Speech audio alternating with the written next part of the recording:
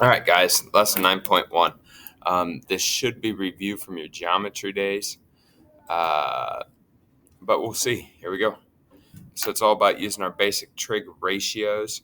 Um, Trig ratios, if we go into relate, make a right triangle, and then we pick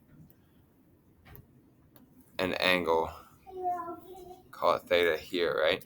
From this angle, then this is the side opposite the angle. This is the side adjacent to the angle. And this is the hypotenuse either way, because the hypotenuse is always opposite to right angle. All right. So we have 6 trig ratios, but we'll start with the 3 base ones. There's sine, which is, I just wrote it out with its full name, but let's write it out in a way that you'll recognize on your calculator or wherever else. There's sine, there's cosine, and there's tangent. All right. Beyond the scope of this quick little refresher lesson, but sine, cosine, and tangent of an angle, theta, so this angle, right, is equal to the ratio of the opposite over the hypotenuse. Cosine of theta is equal to the adjacent over the hypotenuse, and tangent of theta is equal to the opposite over the adjacent. You might remember some of this from the memory mnemonics. So, Toa. I do a better job at making some big thing about it, big stink, so you memorized it, except this is a review. So, sine opposite over hypotenuse, cosine adjacent over hypotenuse, tangent opposite over adjacent. So, Katoa. There's 3 other ones that you may not remember, and it's weird, but directly related to sine is cosecant of theta, which is equal to 1 over sine of theta, which really means instead of opposite over hypotenuse, it'd be hypotenuse over opposite. Cosine of theta is equal to secant of theta. I really wish these names were changed, but they're not. Cosine of theta, 1 over, which is now hypotenuse over adjacent. And then tan of theta is cotan of theta related to it, which is when we do an inverse of tan of theta, which now makes it adjacent over opposite. So these are all inverses of each other. They undo each other. But let's remember how to put some of this into use. Evaluate the 6 trigonometric functions of the angle theta. So the first thing I'm going to do is a quick Pythagorean theorem to find the hypotenuse. So 5 squared plus 12 squared equals c squared. 25 plus 144 equals c squared, which tells us that our hypotenuse is equal to 13 once we square root it. So now that we know all 3 sides, it's as easy as just applying these definitions. We'll go sine of theta is equal to, so there's theta opposite. So according to where this angle is at, this is the opposite side, this is the adjacent side, and this is still the hypotenuse. So 12 over 5. Cosine of theta is adjacent. You guys caught me there, right? Sine is not 12 over 5. It is opposite over hypotenuse. So really we should be talking 12 over 13. Cosine is adjacent over hypotenuse. So 5 over 13. And tangent of theta is opposite over adjacent. Now to go the inverses, cosecant is the flip of sine, so 13 over 12, hypotenuse over opposite. Secant of theta is a hypotenuse over adjacent. Cotan of theta is opposite, now adjacent over opposite. This is evaluating the 6 trigonometric functions of the angle theta.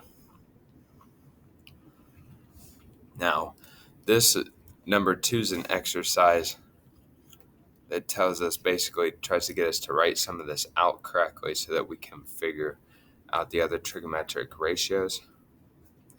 So if we just draw a generic right triangle regardless of what it looks like and we put a theta in there, when it says sine of theta equals 4 over 7, it means this is opposite and this is adjacent.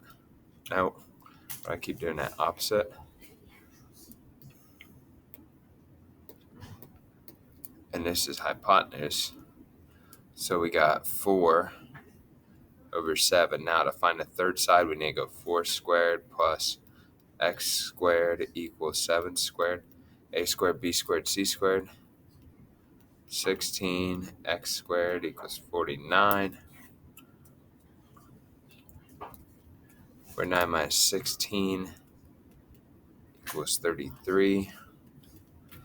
X equals the square root of 33. So because we're only using simplified radicals per the directions, we're just going to leave this as square root of 33. So if sine of theta is 4 over 7, then cosine of theta is adjacent over hypotenuse.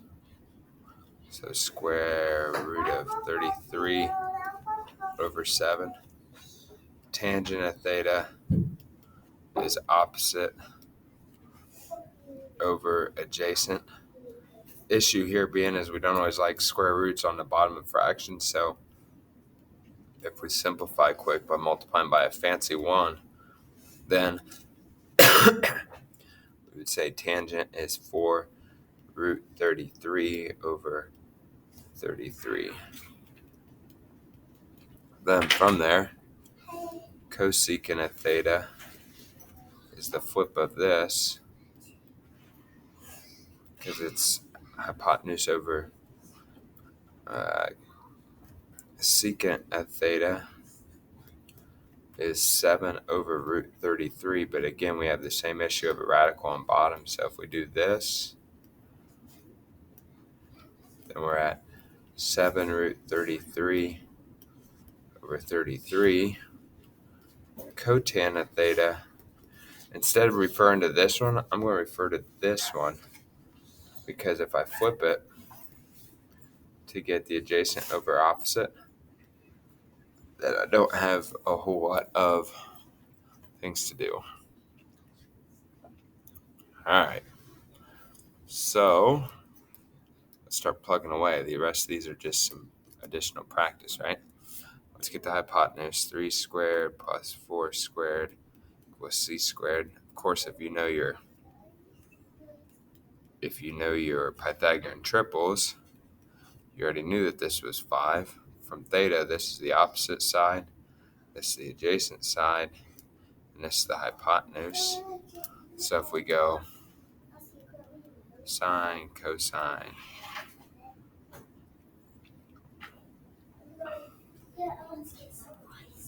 sine of theta is 3 over 5. Cosine of theta is 4 over 5.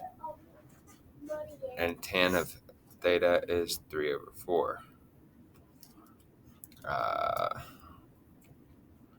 Cosecant of theta is 5 over 3, flip of sine. Secant of theta is 5 over 4. Cotan of theta is 4 over 3. I want to reiterate, I'm guessing that more than one person will make the mistake that they'll switch cosecant and try to pair it with cosine and then pair secant with sine. There's some long backstory that I could bore you with of why the names ended up where they did, but what I really just need you to do is try to pair across your brain what's when and where and why.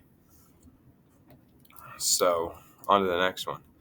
15 squared plus x squared equals 17 squared, so 15 squared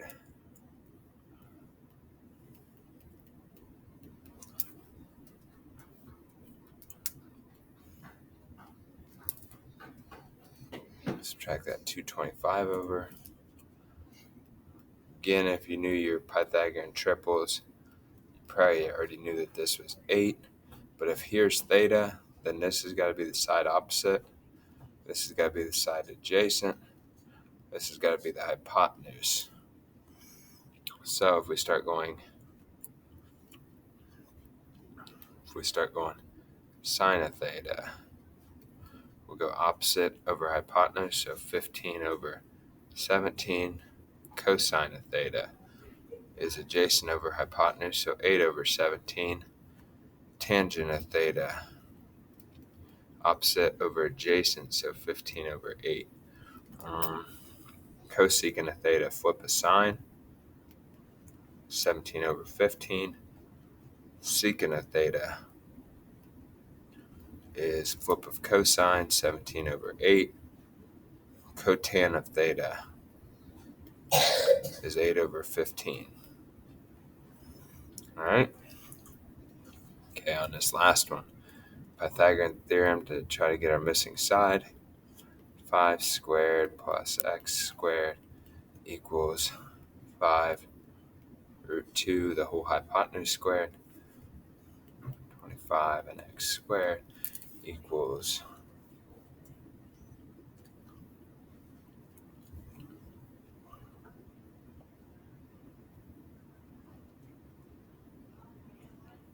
squared, make sure I type it in right, 50. So then if we go x squared equals 25, this must equal 5. All right, so it's an isosceles right. So it's an isosceles right triangle that we're working with. From theta, this is the opposite, this is the adjacent, and this is the hypotenuse. If we go sine of theta, we get 5 over 5 root 2. So what we should really be doing is multiplying by root 2 top and bottom to get the radical off the bottom. We'll get 5 root 2 over 10 is how that would fall out. Cosine of theta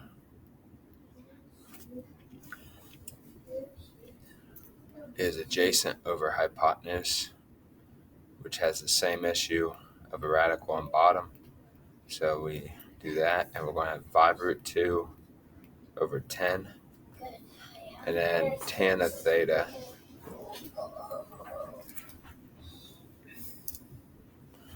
is opposite over adjacent, 5 over 5, which is 1. All right. So cosecant of theta, boy, we're getting messy here, is the flip of sine. So I'm really just going to take this and flip it. You know what's funny? Can't we simplify this? Divide by 5, and make it root 2 over 2. Divide by 5, and make it root 2 over 2, but same difference. Anyway, flip the sign. If we cancel the 5s, we're at square root of 2. Secant of theta is the flip of cosine, if I can find out where all my stuff was at. Adjacent over hypotenuse. Oh, duh, because it was the exact same. Anyway, if I would make it 5 root 2 over 5, and that cancels to root 2. Tangent or cotan of theta is still, if we flip tan, is still just 1. Hope you followed that along. That's getting messy. I'm going to end this right now as part 1. I'll start part 2 in just a little bit.